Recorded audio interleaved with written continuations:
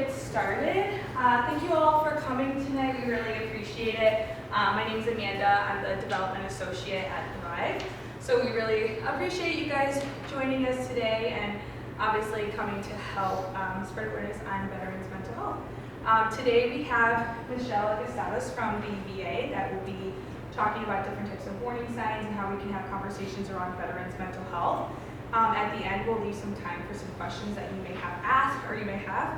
If you have any questions regarding Thrive or what we do as well in the community, please feel free to ask myself at the end as well. We also have two great resources that they'll also come at the end and kind of share about what they do as well. So thank you again so much for coming. And then at the end, if you all can complete that survey, that'd be great. And then please feel free to check out the tables at the end as well. So without further ado, we'll let Michelle get started.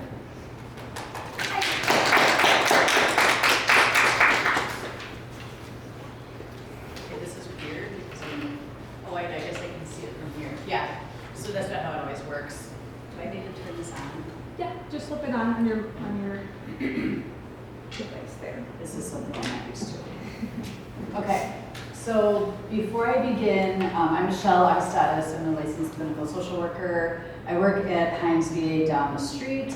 I've been there for a couple of years. I am in our suicide prevention program. The VA has a very robust suicide prevention program. It is amazing the things that the VA does for veterans with suicide prevention. And I'm not just saying that because I work there. I believe that very much so. Do we have veterans? I know I have a couple of veterans. How many? Who else is a veteran? Okay. Thank you for coming. Thank you for your service. I am not a veteran. I just serve those who serve. Before I begin, I do want to kind of give a warning. I talk very openly and freely about suicide. That's what this presentation is predominantly about. If you are uncomfortable, please feel free to step out. If you need to chat afterward, I'm happy to talk to you. I am very comfortable with the topic. So just want to let you know that ahead of time. And I also want to warn you, I have not used this presentation. It's updated, so bear with me, please. This is the team that we have just at Hines. As you can see, there's quite a few of us, 7 of us all together. 5 of them are suicide prevention coordinators, and then 1 of them is a case manager. And what they do is incredibly important and probably very different than what everybody thinks they do. They are not crisis workers, they don't go out on calls. What they do is we have the Veterans Crisis Line, which is 988, press 1. I have a bunch of materials back there that I encourage you to take with you so that we can spread 988 press 1 for veterans. What they do is the VCL, which is a Veterans Crisis Line, gets a call from a veteran. They have a conversation. If the veteran wants to be followed up by a suicide prevention coordinator, they can and they will. The suicide prevention coordinator has 24 to 48 hours to return that call. And then they determine what comes next. Some veterans will maybe need more support. They can also get a high-risk flag so that they can be followed for 90 days with the case management piece. They can get connected with services. They don't have to get their services at the VA. Sometimes they just do more listening. Something else that I like people to know about the Veterans Crisis Line is you don't have to just call if you're in a crisis. If you're a veteran and you're just having a rotten day or you're feeling lonely or you need to process something, that is a great reason to call. We talk about an upstream approach to prevent suicide. That means get the problems dealt with before you get to that point. Downstream approach is all after the crisis, right? That is not nearly as effective as if we can put things in place to prevent anybody from getting suicidal. So the Veterans Crisis Line is very effective for that. I'm a huge supporter and fan of both the regular 988 and 988 press 1. So we're going to talk about the objectives. the facts of veteran suicide, the steps of VA SAVE, and then I have some resources at the end. At the end, you should be able to, you should be able to apply the VA SAVE approach, identify veterans who might be at risk for suicide, learn how to ask directly about suicide, validate a veteran, and then connect them to appropriate resources. So, suicide is a national issue. They're having rising rates in suicide in the general population. Something that I think is really important that I didn't learn when I started my career in crisis is that for every person who dies by suicide, 135 people are affected. I knew a lot of people were affected, but I don't really put numbers to anything. I'm a social worker. But when I thought about 135, that's a lot of people. And I'm not judging or making any statement about anybody who has been or who is suicidal, because they feel alone. They're not thinking about the people that they're going to touch if that is something that is completed.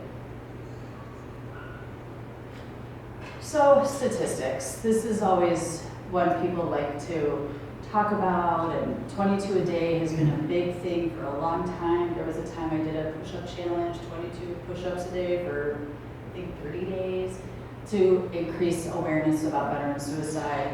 I didn't really know what I was doing at the time, but it was still something to create a conversation, right?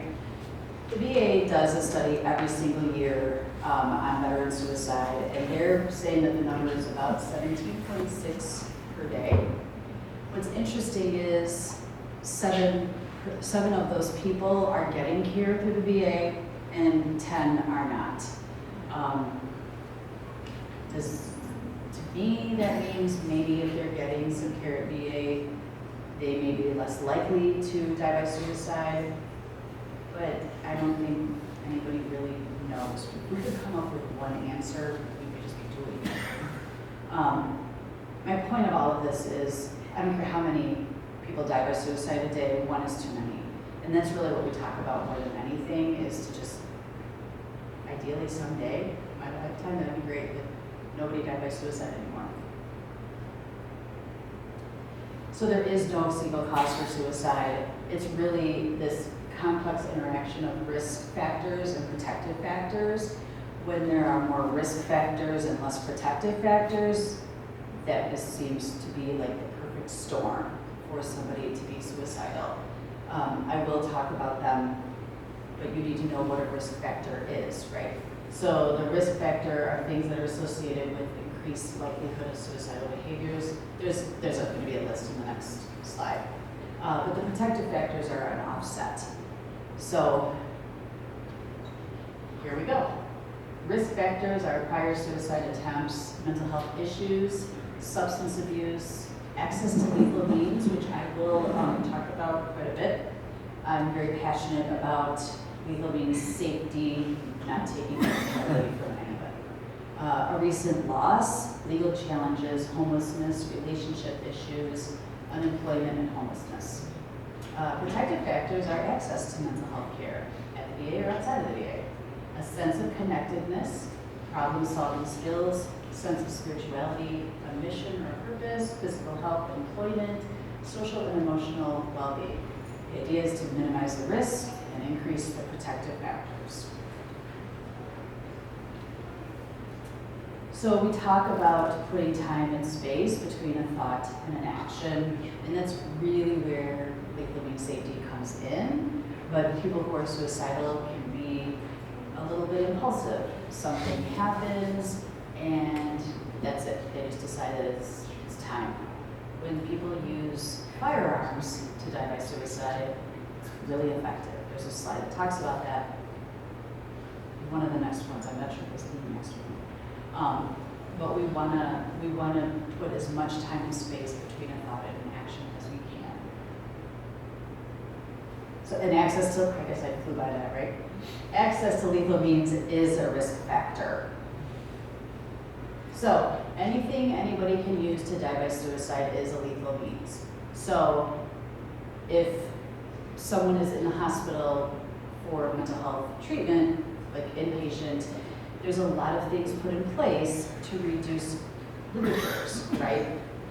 You can't, the sheets are specialized, so they can't be turned into a ligature. The pillows, they think about pillows so that they can suffocate themselves. These are things that I've learned about because I've not worked in an inpatient mental health facility before. So it's been an interesting thing to learn about as a clinician. I worked in inpatient substance abuse treatment, totally different.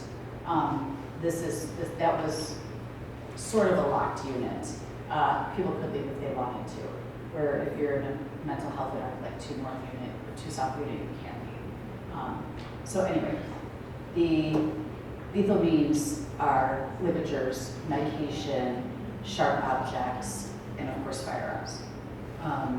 We want to not take things from people, but we want to talk about it with them, especially if they're in a crisis, and how can we keep them safe during the time that they're in a crisis. I don't know how long that crisis will last for each person. It's different, right? Depending what's going on. But getting treatment, the idea is that you get treatment, and then you're on the other side, right? And then if the firearm is something that the person had given to somebody else to hold, you get it back. I worked with a man who did have a gun to his head, and he was hospitalized. This guy was a gun collector. His sport, his hobby was guns. He was having a suicidal crisis. No one had ever talked to him, and he had been hospitalized one other time, but no one ever talked to him about how to keep himself safe during this time. And he is not a veteran, but he did lose all of his firearms, and now he has to go through this whole process to get them back. But had he had some things in place prior to that, and I mean, he didn't get hurt, but the idea that he had access to that weapon like that could have been a little bit of a different scenario for him. Means matter. 90% of firearm-related suicide attempts are fatal. It's a very effective means for suicide. But the hope is that if someone does survive suicide, they don't go on to die of suicide. I think that's a very hopeful thing that we need to focus on. So here's the different methods. As you can see, veterans, 73.5% of veterans per our 2004 Suicide Prevention Annual Report, that is their method of choice.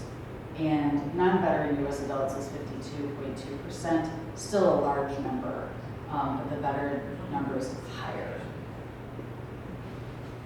So, secure storage is any action that builds in time and space between impulse to die by suicide and the ability to harm oneself. Secure storage does work. If you Google keep it secure, there's a website and you can find a lot of different resources. Something that the VA offers is we have free gun locks. I have some back there. You can get them from your Department of Public Health. You can contact any of us at Hines. We'll mail them to your house. We have boxes of 25. I have mailed 200 to people. Most of the time they work at an agency. But still, the idea is like they're free. We give them out. You can find them in many different places. When people buy a firearm, they're supposed to get a gun lock. I hear mixed answers if they get them or not. I mean, you're spending a lot of money on a firearm, you shouldn't get a free gun lock. The idea is that when you have a conversation with somebody about owning a firearm and they are having mental health issues, the idea isn't to take things away. I don't believe that that's a solution. I also don't believe in telling a veteran what they can and cannot do since they served, like they signed. So I know you veterans know this, but I didn't know this till I came to VA. You literally sign a piece of paper. You do not own yourself. The government owns you. If you get a sunburn, you are, what's the word? Damaging government property. Because you're not yourself, you own yourself. That was just mind-blowing to me as a social worker. So who am I to tell people what they can and cannot do? The idea is to have a conversation. Oh, you're going through this difficult time. You own a firearm or 4 or 5. What can we do to keep you safe? How can we store them in a different way than maybe you're storing them now? A lot of veterans are very uncomfortable not having a firearm loaded and ready to go on their nightstand. That is a thing. Who am I to tell what people can and cannot do? What I will say is if they're going through a crisis, can we replace that for a little while? Can we get a taser? Can we get you mace? I know it's not the same, but it's that temporary time. We also provide lockboxes from the VA if a veteran has a high-risk flag, so they can put their firearm in there. I'm going to tell you right now that they're easy to break. The idea is to just have that layer of protection, right? We tell veterans to decorate that box with reasons to live. Pictures of kids, pictures of family members, pictures of pets, things that they're passionate about that they can stay here for. And also put medication in those lock boxes as well. Suicide is preventable. You do not have to be an expert to talk about suicide. You don't have to be an expert to talk to people. You don't have to be a social worker or go to school. Actually, I think in many ways it's better to hear from a friend or a peer than it is to talk to one of us. But that's just my opinion. So a veteran feels supported may vary based on their individual military experience. In the short time that I've worked at VA, I've heard so many different experiences from many different eras. Anybody could be a veteran that chose to be a veteran, right? I guess unless they were drafted. But people have really different experiences. It's not just people who have experienced combat that have trauma from their time in the military. I think that that's something that we usually go to is, well, they were in combat, so they have trauma. If they weren't in combat, they don't. Unfortunately, that's not the case. So if suicide is brought up in a conversation, even casually, take it seriously. People talk about stuff they're thinking about, and it's definitely worth exploring it a little bit further. And then be safe. So, everything at the VA is an acronym. Everything.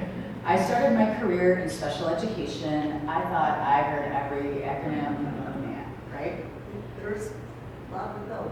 Yes. Then I go to become a social worker, and there's even more acronyms. I cannot and will never know all the acronyms of the VA. Neither do people that work there. You can ask, oh, what does this mean? Well, I don't know. I don't know what the letters are for, but I just know it means this. And if you talk to anybody in the military that was in the military or is in the military, you veterans already know this. There's a lot of acronyms there too. So anyway, VA SAVE is spot the signs a veteran might be thinking about suicide, ask the critical question, validate the veteran's experience, and then encourage and support next steps with the veteran. So, spot signs of suicidal thinking. Hearing things like, I feel there's no way out, I don't have any reason to live, things are feeling really hopeless right now. Watching, now, I don't think we all sit around and just watch each other's behavior, but if you notice that your friends maybe starting to have some different behavior, they're maybe more anxious, they're more restless, there's more anger, more rage, alcohol use, drug use has increased, withdrawing from family and friends, those are all potential signs. It's definitely something to pay attention to if they're talking about death, dying, or suicide. When you're asking them, saying that they wish that they could hurt themselves or kill themselves, or they have a plan for it, displaying self-destructive behaviors such as the increased drug or alcohol use, and then pairing that a lot of times with some risk-taking behavior. So, A is ask the question. This is the most important part, I think, of the whole entire presentation. Asking specifically, are you thinking about yourself? When and where? Well, you want to ask them as soon as possible. How? Ask in a way that kind of fits the conversation, or ask in a way that doesn't fit the conversation. You're already going to know, probably by the look on your face, that you're concerned, or by the conversation that you're having. People aren't stupid, especially if they're suicidal, they're watching. The thing that we like to talk about is how to ask. Ask specifically. Ask if you're feeling like we all have our guts and our intuitions. Trust that. I used to work with moms and dads that had kids with delays, and I would always believe a mother or a father if they had a concern because their gut was right. I have not met over 10 years of early intervention. I had not one mother who wasn't right about her kid. Just saying. So if your gut is telling you that, and whether you're a parent or not, listen to that because your body can sense that. What I do want to encourage you to do, or not to do, is don't say, you aren't thinking about killing yourself, are you? Like giving people an out, they might take that out. We don't want it to happen. And don't wait till they're like pornography at the door. Although, if you do, you do, and you can go with them. So validating the veteran's experience is really important. You may not understand what the heck they're upset about. It may make no sense to you. That doesn't mean you can't validate them. You know, I've talked to many, many people over my lifetime, and I've heard a lot of different things. There's things I can't identify with, and that's perfectly fine. But I can certainly understand that somebody's having a hard time, whether I understand why, right? Does that make sense? Okay. You know, let them know that you're concerned. They're going to know just because you asked, right? And that you're sitting there and you're taking the time to be with them. And also reassure them there is help available. So something else I always talk about is watch your body language. When we're talking about things like this with people, we get nervous, we, meaning myself included, at a crisis. Don't talk like this. Open your arms. This is like the universal sign for I don't want to be talking about this. So even if it's uncomfortable, just bend your hands. Whatever you gotta do to like, because I'm nervous, right? Use my hands all the time. Let them do the talking. Try to maintain eye contact. Some people don't want to look you in the eye, and that's okay. Just be supportive and honest and encouraging if you can. So the support and next steps. So reassure that help is available. Stay with them until there's a solution.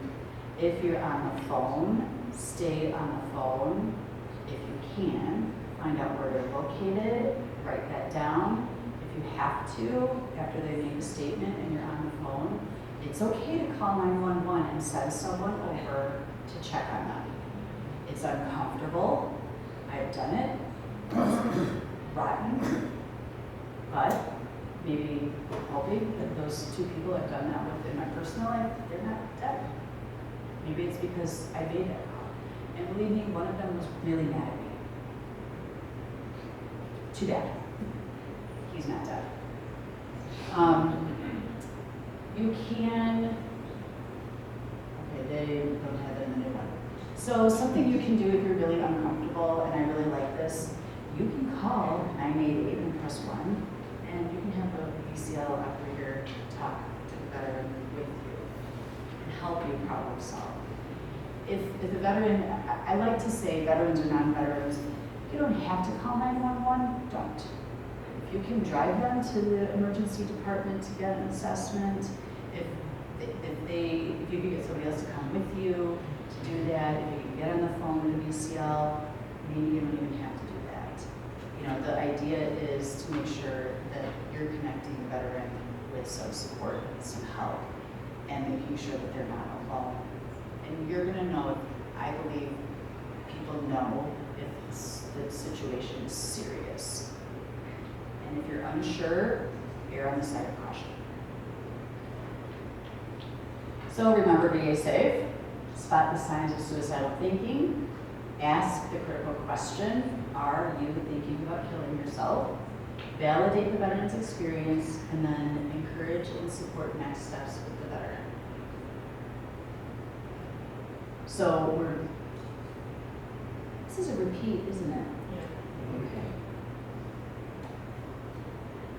So here is my favorite number to talk about, 988, press 1.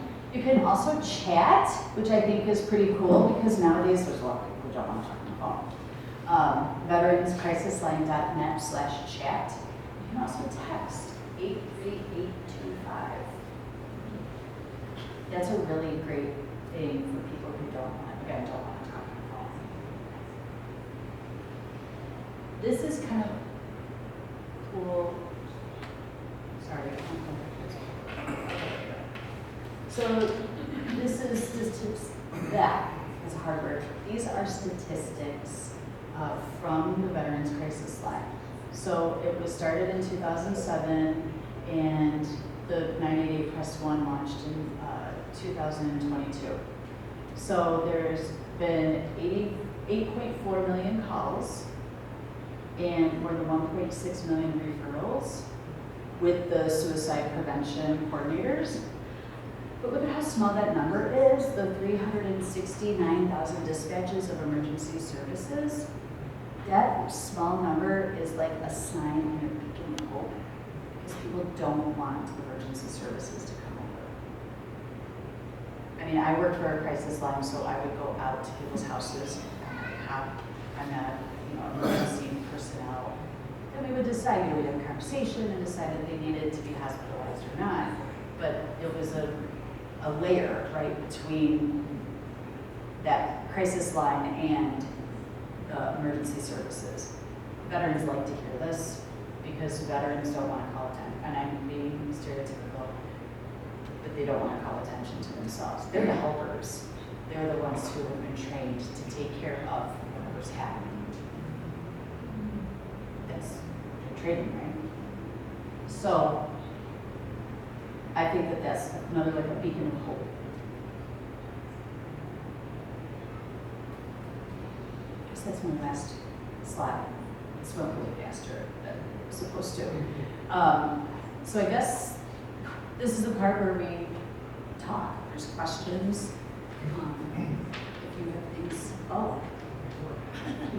see, there are resources, but still, okay. So don't wait, reach out at va.gov, or no, that's not how it is. Who's the website? www.va.gov/reach will get you to a place to find veteran resources quickly, which is nice. Actually, so I have to say, as a social worker who came from the community and then went to the VA, I've been blown away by all the availability of resources for veterans that we can offer and that veterans can take advantage of. It's crazy. We have 200 social workers right now. That's a lot of social workers for one hospital. Most hospitals have like, 3, 4, but our hospital has 200. I'm pretty proud of that. Not that I had anything to do with it and stuff. KeepItSecure.net. More information on lethal means safety. If you really like lethal means safety, they even have a course you can take. It's 2 full, very long days. And you can get be a certified calm instructor, which is counseling and access to lethal means. It is one of the coolest things I've learned. I've been able to give those talks a handful of times, and I think it's very cool, very effective. We have the caregiver support program.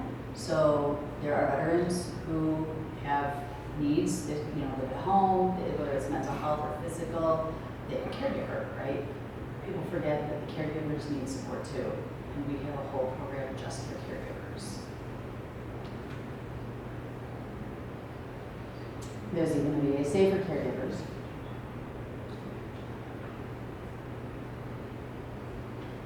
And here's some social media links. If you want them, I can tell you what they are. So would you mind going back 2 slides?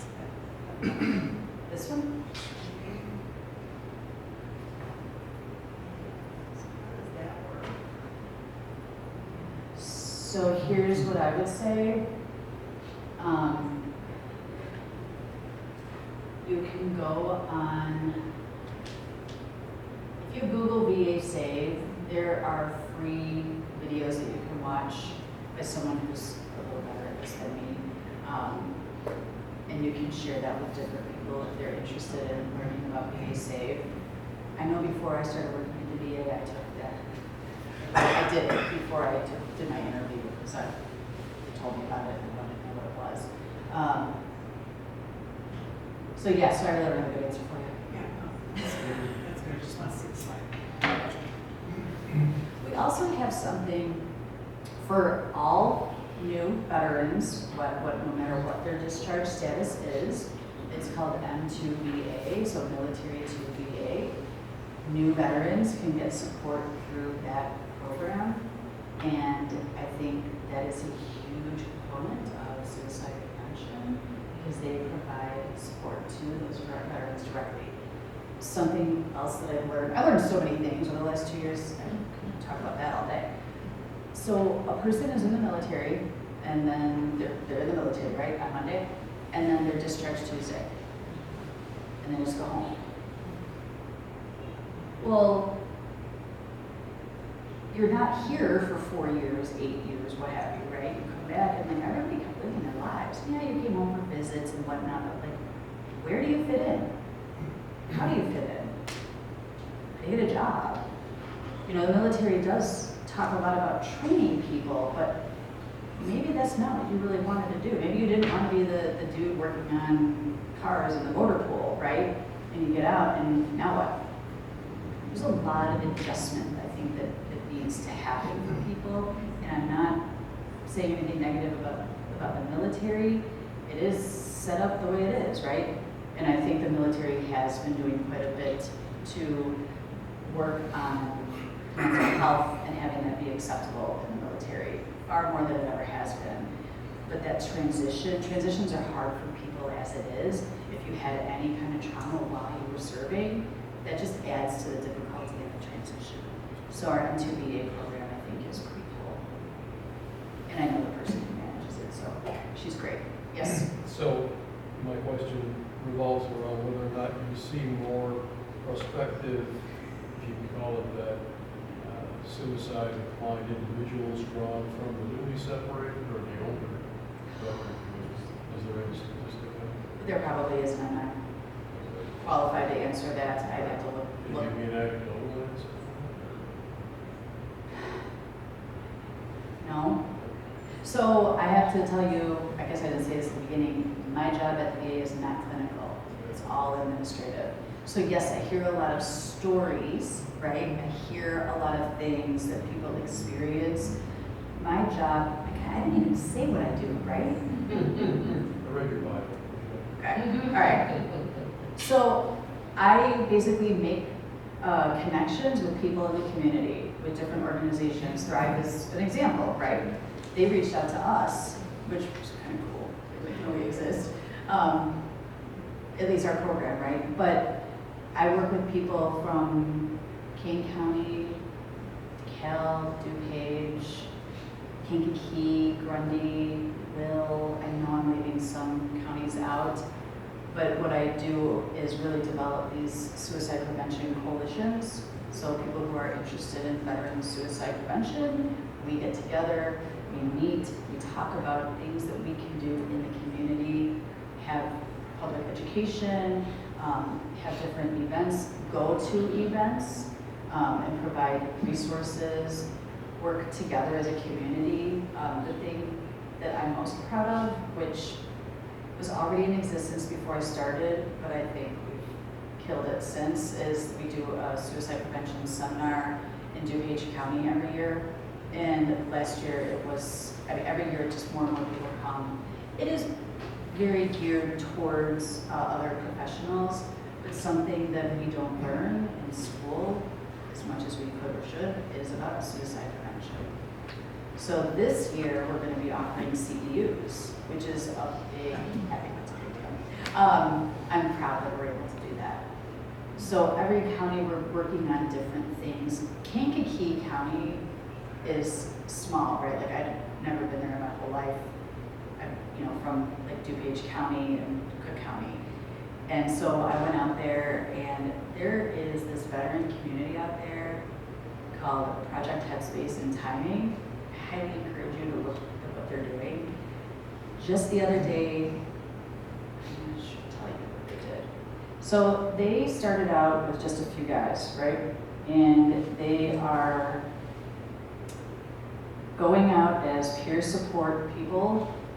And if there's a veteran in crisis, if there's a veteran who's experiencing homelessness, has any kind of needs, they will have 2 people go over to their house and they will provide them with support. It doesn't matter what time of day it is either. They show up, they're there, and then they help provide solutions, and they don't leave them.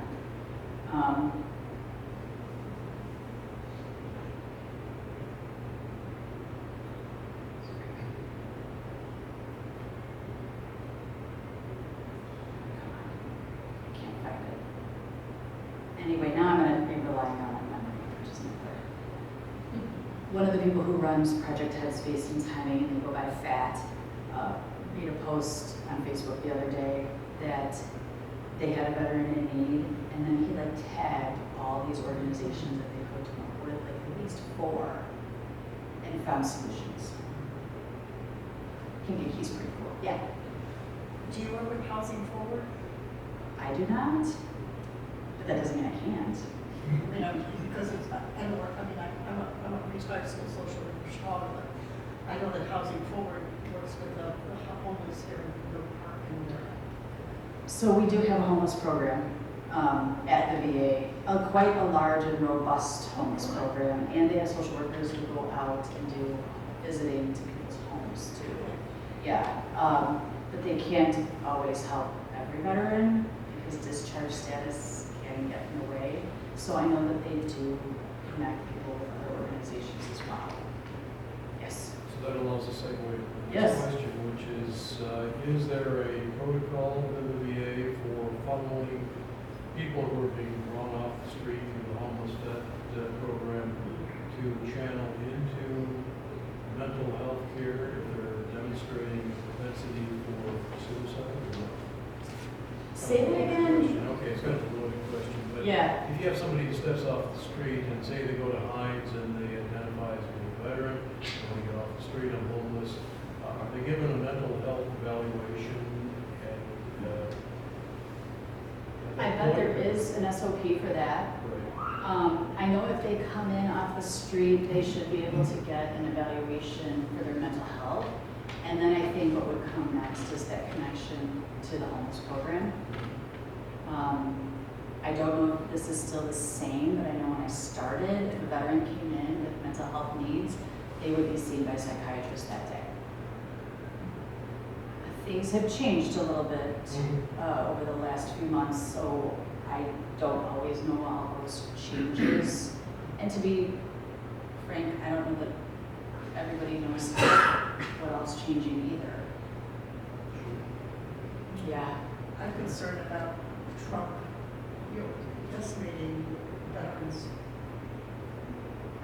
Still, it seems like Hines is doing well, but is there going to be any issues with Trump kind of like cutting people's? We don't know yet. No, I do think that our director does a really good job of communicating. If he knows something, he tells us, like the whole hospital. I don't know that he knows a lot, though. I don't know that anybody's telling anybody anything. Because I mean, it's a problem. I mean, it's an issue, that's been there. There is, they're requiring most supervisors to not speak about the cuts. So, Yeah, and I'm not a supervisor. I'm just a social worker. And I would never really be, I'm not just a social worker, but, yeah. I'll be the last one to know. there a direct link between TBIs and Yeah. PTSD victims and suicide? Sure. Victimization? Yeah, Right. depending on where that TBI has occurred, that's frontal lobe, and that, impacts their decision-making ability, and So to be executive flagged for that, I function. mean, if you're identified, and you're within the VA system, and you have a TBI and/or PTSD, you're being flagged for additional health care, mental health care to keep you out of the flow of So, suicide? what they do is every year, every veteran who is getting care at the VA they do a million acronyms going through my head right now. The Columbia Suicide Severity Screener Scale. I know I'm messing up the last couple of words there. So that is a requirement, and I have to say, Times has been kicking butt at that, because the suicide prevention program kind of checks to see if it's being done, and if it's all of our doctors, nurses, they are required to do it. We actually been doing nurse training, what month are we in, May? Most of April. Each of us have spent time at a table. Nurses are going around with a skills fair. We're talking to them about how to do the Columbia and what to do if it's positive. So, it's a screener, but then also encouraging them, if a veteran's on their floor getting care, they're going to be the ones who notice a change in behavior. For any doctor, right? If they call us up there, we're not going to know, right?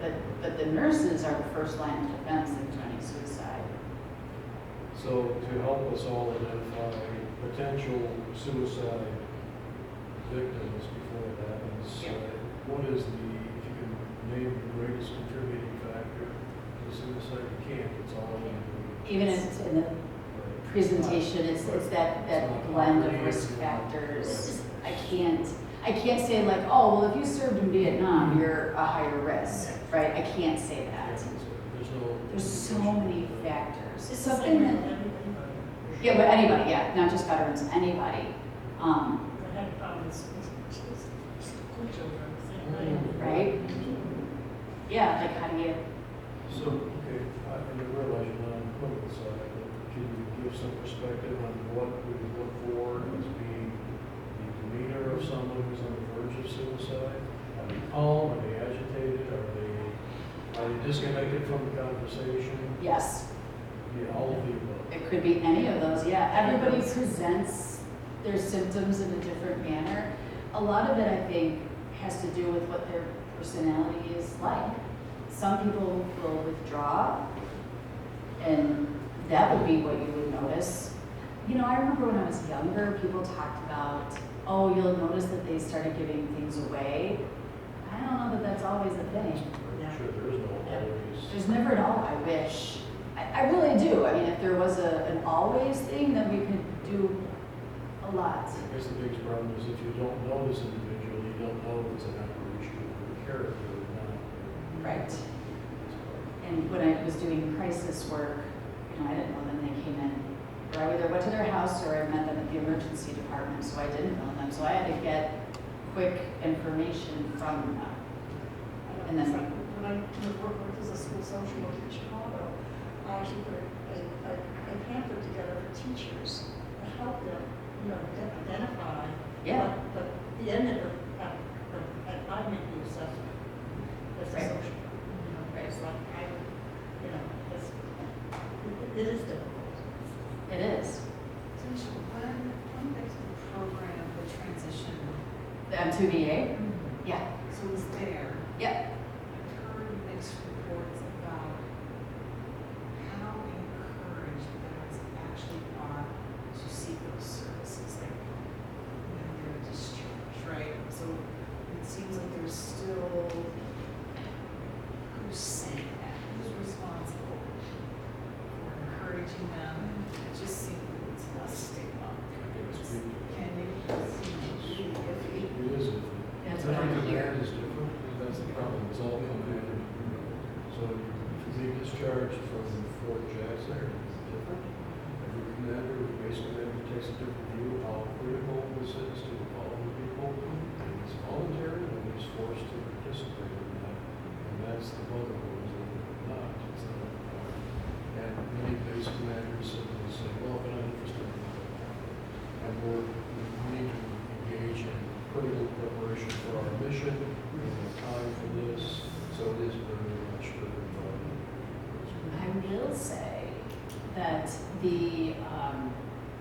Army Reserves have a program that they've, thank you, it's required, and I'm not gonna lie, I can't remember the rank, I think it's sergeant and above, have to go through this training, and I went through the training alongside a bunch of people that are in Army Reserves. It was a 5-day training. It was at the Darien. 416. 416. Is that what it was? Engineering Command, yes. Okay, yes. And they have a psychologist who runs their suicide prevention program, and they brought people in from all over the country for the training. And it's a way for for members of the Army to be able to recognize signs of people in their command. Is that the word? Yes. Okay, thank you. Can you tell I'm not military? Yeah. How to talk to one another, how they don't have to automatically get in trouble for being suicidal, for having a mental health issue. We had a man in our class who didn't go into detail, but he had definitely experienced suicidality during his time in the reserves and was able to get help. And then wore a sweatshirt that talked about, like, if you need somebody to talk to, I'm here to listen. It was like this very positive, like, mental health message. And also, Yeah, no, please. also, people don't understand, PTSD don't have to develop the ward. It Right. actually started with basic training. If you recall a movie before Bill Jacket, where it jumped Yes. snap, and I tell people all the time, by the way, I can't introduce myself if you like. Yes, please. Hello everyone, my name is Homer Bizzle. I'm actually housed in at the VA Forest Park Vet Center. I specialize in claims. I'm also a veteran advocate, and I also help write resolutions and fight through policies. So I'm an advocate. So when people say, hey, I specialize in claims, but I'm not a VSO, because to me, I don't like that terminology because I'm not a government employee. I'm a person that when a veteran comes to me, I bust down doors. Speaking of which, like I've been at Hines VA, dealt with a couple of issues with veterans being discriminated at the VAs. So, and my battle buddy right here, Sergeant Little Gomez, and he's actually a voluntary. He's actually going to be leaving this in the morning to go to Springfield to fight, to advocate for not only funding, but for the programs to offset, to help address the needs. Because my goal is to hire disabled veterans, people with disabilities, and seniors to get them back to work because the stereotypes. But to go on about the situation, the thing is when it comes down to claims, we was talking about the mental health aspect. I've been educated in VA since 2011. To address the homeless population, you gotta get them mental health care. That's very important. Because you hear it over, when you give the presentation, I was part of the coalition with Jesse Brown. Oh, yeah. Yeah, they actually voted, in which, because Jessica is housed in with me at the vet center, me and her I know. started it. So it was good, just it's like we the dynamic duo. But to be there to address it all at once, always encourage the veteran, hey, are you enrolled in VA healthcare? No. We got a guy that comes out every Wednesday, Jesse. We get that veteran enrolled. I help with the claims, then get them established with mental health care. Some veterans have problems with their jobs, and we teach also, I do women's entrepreneurship classes, because I'm a grant writer, and also I specialize in contracts. And also my rank in the military was first lieutenant, so I dealt with contract laws and stuff, so. But again, that wealth of knowledge, and I'm glad y'all asked these questions. Yes. Because it helps. Michelle, you've been to the vet center a few times, haven't you? I sure have. Okay, yeah. Beautiful place, by the Oh, way. yeah, exactly. That helped Michelle actually to take that back to her team to help address these issues, especially if y'all experiencing it in the community. Again, like that program you say, Can't Be Keep, fantastic. I know we have to organize, but the problem is the disconnect. You gotta look at Cook County. Who ever been to a stand down in Cook County?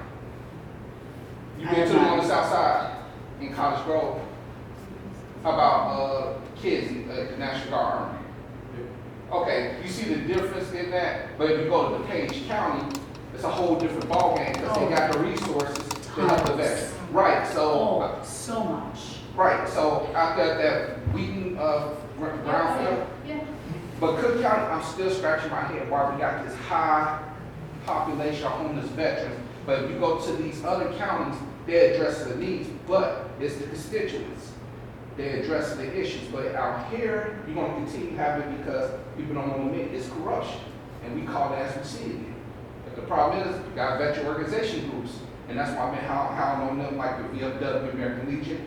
Anyone know that they just kicked out 4 veteran organizations out of Jesse Brown? Really? Yeah. Because they're not helping the veterans. Purple Heart, AMVETS, Vietnam Veterans of America, Wounded Warriors. Yeah. Not doing the job? Out. Right. The problem is they're looking at numbers, and I always educate the veterans. Understand the mission of an organization. Yeah. So if you understand the mission of the organization, then you know what type of service you're going to get. Bottom line. So like suicide prevention, her mission is to save lives. That you at the right area. When you talk about financial support, you got to find out who specialize in housing, like the homeless prevention program. But Phil Dunn, Down here? Yep. yeah, Yep. I'm constantly referring homeless veterans to them. You know, constantly. That's how you address these needs.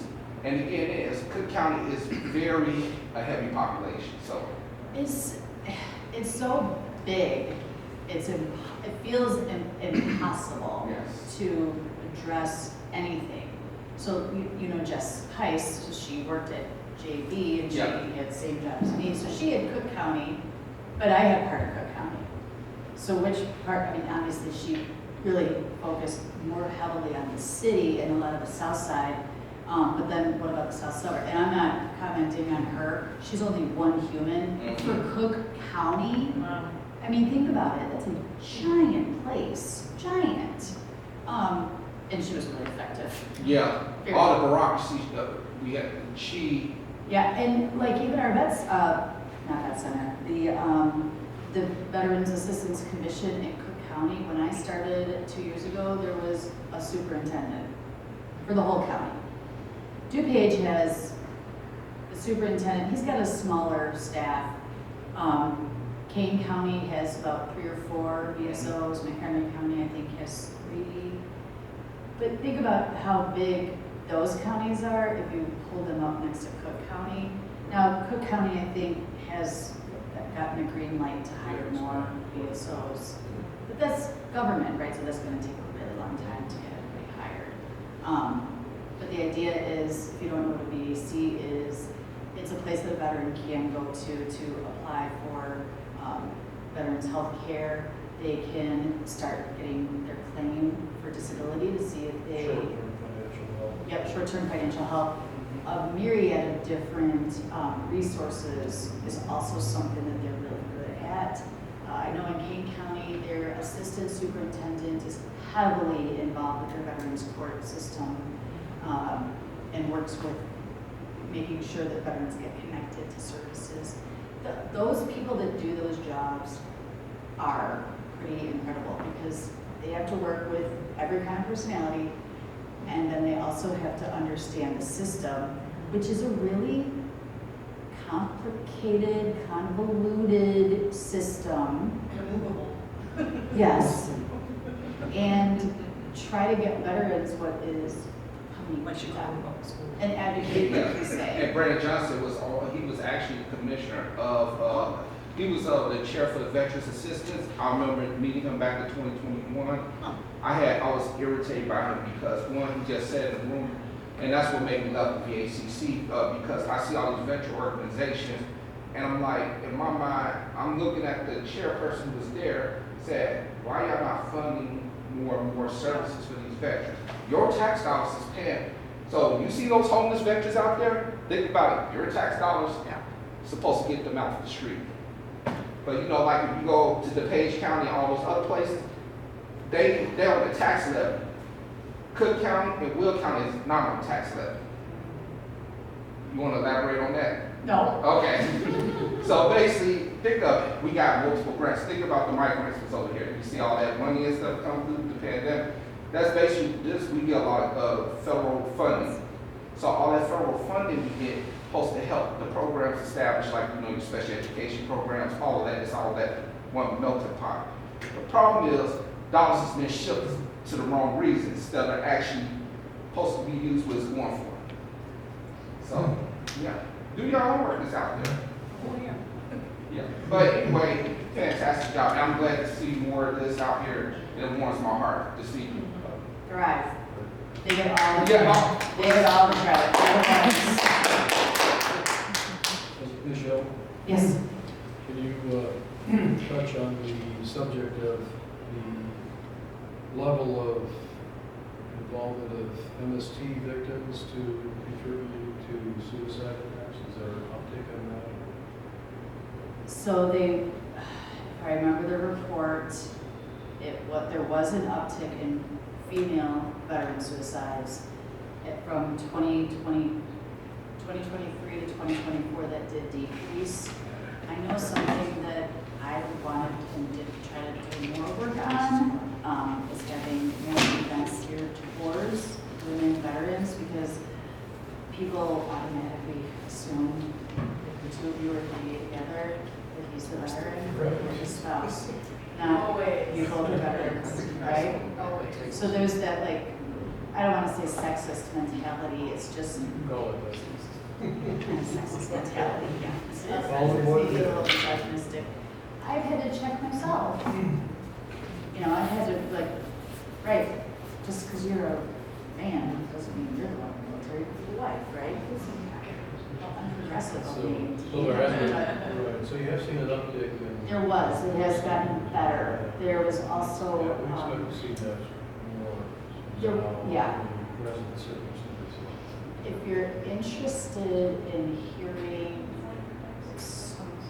women veterans' story, two female veterans that were interviewed on a podcast. I'm friends with one of them. I never asked her about her military career. She wanted to talk about it, she would. She talked about it.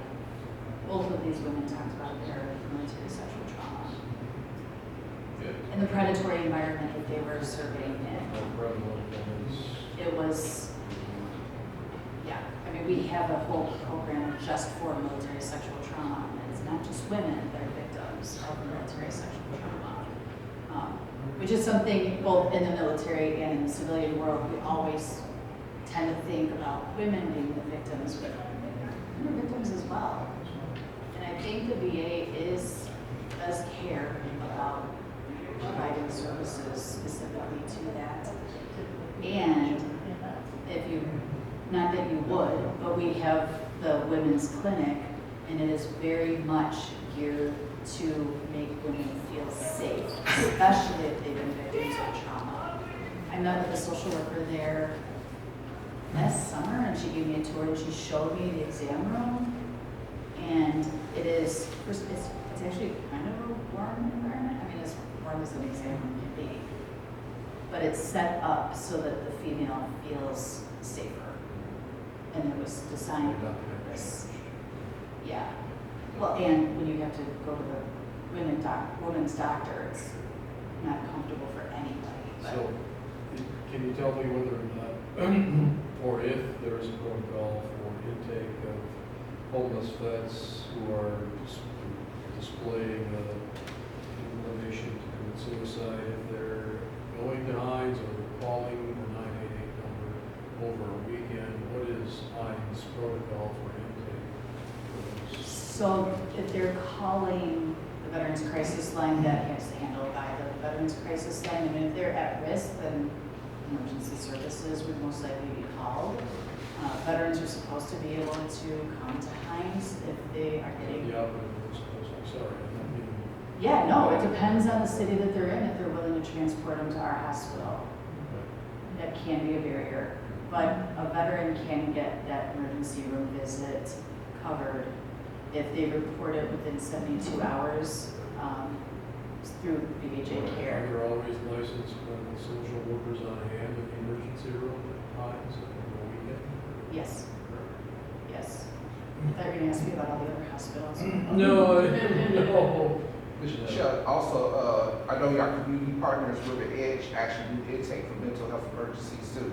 Oh, Rich? Yeah. Yeah, Revenge, yeah, because representatives is there, because they do town hall meetings there. Yes. And we actually had one this past weekend was sitting at Duckworth.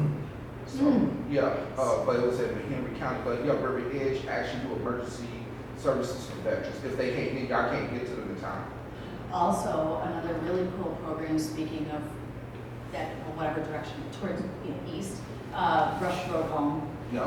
Oh my gosh. So they will provide free services to any veteran, any mental health services. They will fly them here to Chicago. They will make sure that they have housing while they are here. They provide free services to family members, spouses, because PTSD, especially if you're thinking about PTSD, it's the whole family experiences PTSD. I partnered with Night Corps. We did a presentation, Road Home, and I got together with Night Corps, and one of their veterans actually told his story in front of an incredibly large audience. He had PTSD from Afghanistan. Short synopsis: his children were born and they're screaming, the babies scream. It was incredibly triggering to his trauma. And he went for treatment, and his wife was able to get some support. And I mean, the man is doing phenomenally well. Yeah, Road Home. Yeah, Rush Road Home. Incredible organization. And also, man, we don't want to just focus only on PTSD. No, you're right. We got traumatic brain injury, because I was one of them. And then not only PTSD, but you got veterans with bipolar and schizophrenia, anxiety, depression, all those things. So, you know, people focus on the PTSD. That's one element. There's multiple elements of veteran trauma. So I want people to get just not only the graphic PTSD, you got to look at the whole mental health of that veteran. We have a program for veterans who have severe and profound mental illness, and we have social workers that go out and visit them on a regular basis, make sure that they have their medication if they want to take it, right? They will provide case management, make sure they're getting to appointments. I say make sure if they need assistance, if they don't want to go. Social workers aren't going to make it. But we'll provide them the opportunities available to them. Can you talk briefly about the PRRC guidelines? What does that stand for again? I'm sorry. It's Psychological rehabilitation. I'm not well versed on It's that in, program. right, building 13. I'm not You super know, well okay, I know versed. that they're more after you've identified as being suicidal. You don't. Okay. You know, I would expect it to be. there's a lot to know. There is. A lot. And be quick to that before. I want to point out that there are veterans who don't want to come to the VA for their care. The Vet Center is a really phenomenal place to get mental health treatment, because the Vet Center can see our records, but we can't see theirs. Exactly. So there's this like beautiful layer of safety and protection if a veteran isn't comfortable coming to the VA. So they can still get their mental health treatment that is geared towards a veteran, because there can be a difference, right? But there's that safety there, which I think is a really phenomenal program. And people say good stuff about those guys. So. I've never met anybody from any of the vet centers that weren't great, so. Every time I do claims, the first thing in the claim process, I send them over to mental health counseling so they can get addressed. Because I saved a couple of veterans from committing suicide. One came to me with an issue because I'm a veteran, and he's like, "Sir, you know," I was like, I'm not in the military anymore. You call me by my name, but out of their respect as an officer, you know. So, but I explained to him like, "Hey, Valerie, you need some help. Let's get you some help." Sure enough, it was an Army counselor. Felt comfortable. All until this day, progressed. Now he's back to work, back to his life, just that. The warning signs, they'll let you know indirectly, but you can see it in your gut, like you said, trust your instincts. Yeah, right? It's totally true. Because people will deny stuff. You know, I don't know. I mean, I got a lot of training, but I still feel like before I became a social worker, you can sense stuff in people. What were you gonna ask? I'm sorry. So you touched on the one program where you talk about PTSD, against families. Is there anything in place like speaker for spouses? The caregiver support program, I think in some cases, getting connected with veteran, like outside veteran organizations is a way. Blue Star Families is a great resource. Do you? Yeah. I work with a woman who's their new director in Chicago, Courtney, right now her best name is escaping me. Sanders. Thank you, Courtney Sanders. She's worked for Illinois Joining Forces. Illinois Joining Forces is like another, there's like this wealth of stuff out there. It's just a matter of like going to things like this and talking to other people. It's amazing the things that you can find. Yes, sir. And that's why I question my mind why we got a lot of homeless veterans, we got all these organizations. You see how my mind thinking? I do, but I'm also being recorded. No, it's funny, I'll make my point real quick. One veteran where I gave a presentation, this was at College of DePage, because I had got my veteran counseling certificate on that, because I hold a master's in education. So thank you for your work in the education system. I know. The thing is, one of the student veterans asked me a question. He said, I have a question. I said, yes. He said, how come all these veterans organizations here, they try to get membership, but how come American Legion have a race car?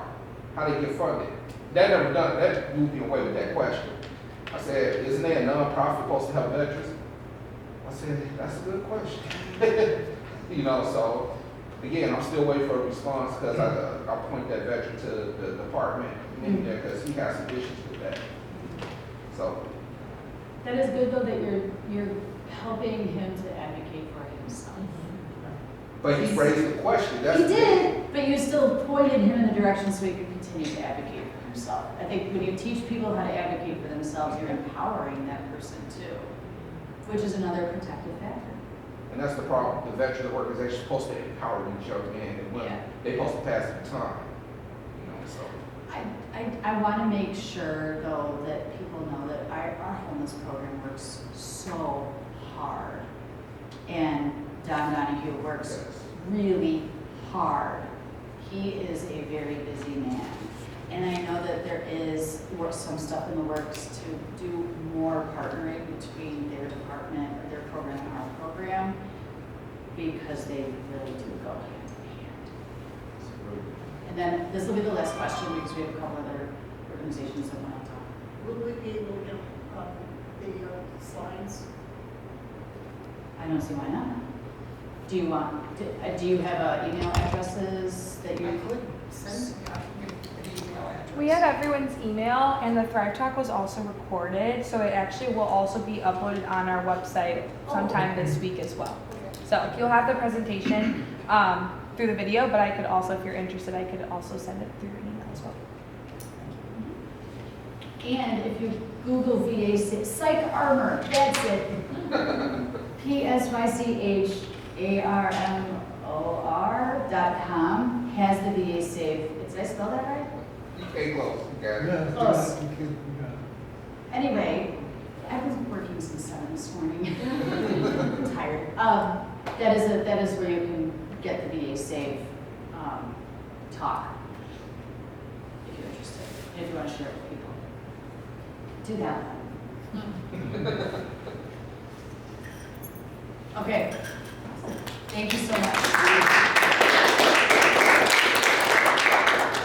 Thanks so much, Michelle. Thank you all for having a nice discussion. So we always appreciate it with our Thrive Talks. As I mentioned, we do have 2 organizations here that just want to share a little bit information that kind of correlates to what veterans do. So Tyler, if you'd like to come up first. Thank you. We'll just give a little brief information of like basically why he's here, and then we'll have another one come up. Hello, everyone. Thank you, Michelle, for your powerful and impactful presentation. My name is Tyler Curlow, and I represent a company called Free Spira. And essentially, Freespira is a at-home device for veterans that suffer from PTSD, panic, and almost feel like they can't control when they lose that sense of control. So essentially, it's a at-home device, and it's a 28-day treatment. These veterans will do it for twice a day for 17 minutes. And essentially, it reteaches them how to breathe so that when they have that triggering moment regarding PTSD, panic, they're able to regulate that breathing and essentially have that sense of control. So I have everything over there of flyers, my business card. I'm the Chicago and Wisconsin territory rep. And then I'll leave you with this. We just had a testimony come in this morning from a veteran that just completed the treatment.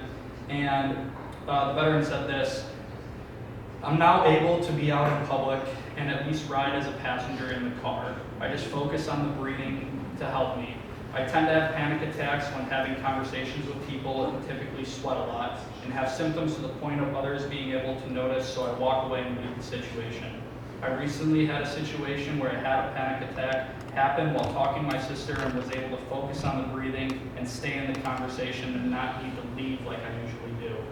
I'm now planning a trip to New York with my niece and looking forward to it. I was able to visit my family recently after 20 years of shame after the war. I did my breathing when things got uncomfortable, and the experience honestly feels like I finally came back home from the war." So that one really stuck with me. I mean, personally, I was at a different job for 6 years before this, and I felt like, you know, I wanted to make an impact in what I was doing on my day-to-day basis, and so that's why I took this job a couple months ago, was to, you know, help out veterans in the community and really feel like I'm making an impact. And so, yeah, thank you for listening, and like I said, everything's about 10 feet away from me back there, so feel free to stop by and answer any questions. But thank you guys for your time.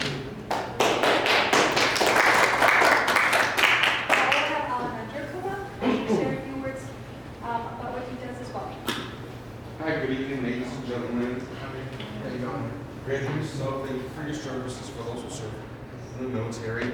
Well, I am with TASK. TASK has been around for nearly 50 years. Stands for Treatment Alternatives, Safe Communities. What I do here is I do gambling prevention and awareness for the general public and with veterans. Why am I here? There is a large number of veterans who are compulsive gamblers and have gambling addictions that need help. And sadly, this is all in conjunction. This young lady who just gave a presentation, I forgot her name, sorry. Michelle. Michelle, I just met her. A lot of veterans have committed suicide because they're in debt. I actually took a 4-hour training and this long video about this veteran, why he got into why he became a gambling addict. He went to Korea and other military bases where there's casinos near the military bases and all the slot machines. So he became bored, he became homesick. His wife was, gonna have her baby. Make a long story short, so he lost everything. He lost his house. He lost his benefits, just everything, including his marriage. He even went to prison because of all this major gambling disorder. Because it all started from PTSD. It all goes hand in hand. PTSD, depression, loneliness. Just became, he spent all his money. He stole from one of the captains. How they have to pay the cash. He stole because his gambling addiction was so bad, and him as a veteran. So it's a very interesting story behind him. So we're here to help those who are struggling with gambling disorder and to promote gambling awareness, because we know someone who has a gambling disorder or is dealing with depression and substance abuse, because they all go hand in hand. So I'm here to help and refer to any counseling or treatment for those who need it, or if you know someone or anybody in the panel has a gambling disorder, we're here to help. And they not helping by advertising sports betting. Yeah, sports, that's big with sports betting. That's a new thing. Yeah. After the pandemic, That's when it became really, really bad. Especially with teens, I actually have a presentation and I do outreach for high school with teens because it's been growing. After the pandemic, kids nowadays have phones. How many young kids do you know that have access to mommy and dad's bank accounts with debit cards? What happens? They start playing and playing. What are you doing? Okay, you know where you want to be watching TV, but your kid's playing, and then all of a sudden you get a notification or a text. Your balance is lower. Your balance is negative. What? This is all they need. That's exactly. That's all they need is That's that all they phone. need. How many kids do you see with a phone? This is a computer to them. I know. When I was 13 years old, I couldn't even answer the phone at home. I was not allowed to answer the phone at home when I was 13. So again, these kids, they're starting as 12 years old with a gambling addiction. As low as 12, as young as 12 years old, that they're starting. So we're here to help. So the state of Illinois has invested a lot of resources and money into gambling disorder because that's like the new thing now, especially after the pandemic. How many of you guys know someone that got laid off during the pandemic? They were receiving their unemployment. They were getting an extra $600 a week during the pandemic. They had extra time, they had extra money. What happened? They became addicted to gambling. The sports betting, apps, all sorts of stuff, Bitcoins, lottery tickets. That's also an addiction. It's considered gambling. Lottery tickets, scratch-offs, and it gets worse. And then with depression and alcohol disorder, substance use disorder. So that all goes hand in hand. So when you say they chasing a high because they think they win a few times? Chasing losses is what it is. Gotcha. Okay. There's a term called chasing losses. They win. They lose. They want them to get that money back. They go and they get that money back one way or another. What happens? They start gambling, stealing, or risking something. They risk. It's all a risk. Every disorder, substance use is also a risk because you're risking something. You're risking your life because you're getting so highly intoxicated on alcohol or drugs. The same thing goes with gambling. You're risking because you could risk your home, you could risk your marriage. Like this young man, this young man, this veteran, for example, he risked his whole entire life. He went hallucinated, went to prison. What does he do now? He's an advocate for those who are just basically for everyone as well as the veterans. Because he has his testimony where he lost his marriage, he went to jail. There was not enough resources at the time for him to get the help that he needed. Because it was basically a disorder.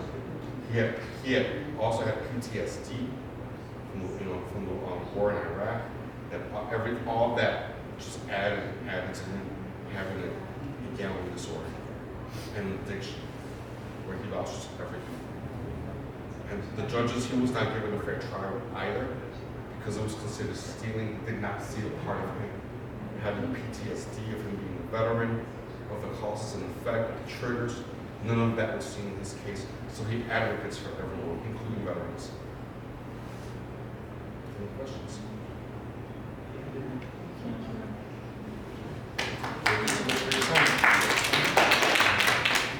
Thank you all so much again.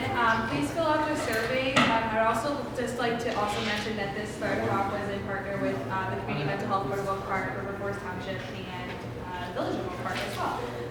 We've been running kind of a suicide prevention campaign and been doing kind of different topics. In December, we did one on men's mental health, which can also be found on our website too. So like I mentioned, just like this one was specifically focused on veterans, it will be recorded and posted on our website probably within the next week or so. If you're interested in other future Thrive Talks, you can take a look at our website. They kind of happen every few months, so probably the next one will be sometime in September, October, November time. Social media as well.